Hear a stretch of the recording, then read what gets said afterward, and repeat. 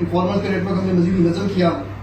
Informal की हमें tip मिली और कल रात को जो है के देखा तो वो बहुत ही एक अजीब सी जगह थी। वहाँ पे मतलब उसकी हाइजीनिक मजीद जब इंटेरोगेशन की गई तो हमें ये पता चला कि ये एक बैलून सूबाई नेटवर्क है। फ्रेंड्स हैं उनके स्टिकर लगा के अपने डिस्ट्रीब्यूशन नेटवर्क के थ्रू जो है उसको आगे है। मोटरसाइकिल पे कुछ लड़के आते हैं, उनको देते हैं और ये पूरे इलाके में बजरिया कॉल जो है डिलीवरी सर्विस फराहम करते हैं। तो इसमें एक पब्लिक सर्विस मैसेज भी इस हवाले से ये था कि और हमने ये भी देखा कि ये ज़्यादातर जो इसकी कंज्यूमर बेस थी